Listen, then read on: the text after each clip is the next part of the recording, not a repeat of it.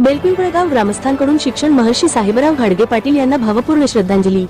नेवासा तालुक्यातील बेलपिंपळगाव येथे ग्रामस्थांच्या वतीने शिक्षण क्षेत्रातील दैदीप्यमान व्यक्तिमत्व कैलासवासी शिक्षण महर्षी साहेबराव घाडगे पाटील यांना सामुदायिक स्वरूपात भावपूर्ण श्रद्धांजली अर्पण करण्यात आली।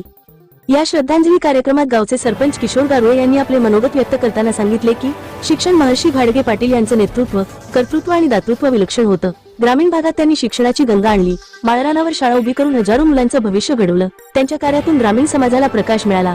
त्यांनी सैनिकी शाळा सुरू करून राष्ट्रसेवेसाठी सुसंस्कारित पिढी तयार केली। त्यांचं शरीर आज आपल्यात नसलं तरी त्यांचं कार्य आणि विचार हे अमर आहेत। योगेश शेळके यांनी श्रद्धांजलीपर मनोगतात सांगितले की घाडगे पाटील हे ज्ञानाचे चालते बोलते व्यासपीठ होते। शेवटच्या श्वासापर्यंत त्यांनी शिक्षण संस्थेच्या उभारणीत स्वतःला झोकून दिलं।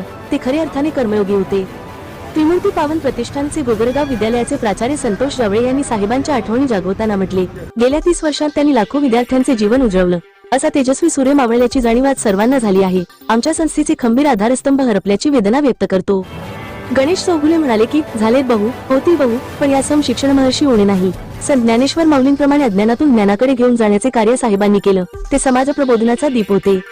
या श्रद्धांजली सभेला सरपंच किशोर गारुळे, प्राचार्य संतोष जावळे, प्राध्यापक किशोर गटकळ, माननीय सोसायटीचे चेअरमन राजेंद्र गायकवाड, बाबासाहेब रोटे, कैलास शिंदे, नितीन भद्रे, शिवाजी माने, शिवाजी गटकळ, दत्तात्रय शिंदे, दत्तूभाऊ पटारे, दिलीपराव लंघे, योगेश शेळके, महेश सरोदे, चंद्रकांत सरोदे, संजय कोठुळे, ज्ञानेश्वर कदम, वसंतराव कांगुणे, सतीश तऱ्हाळ, विजय राहींज आदी मान्यवर आणि ग्रामस्थ मोठ्या संख्येने उपस्थित होते।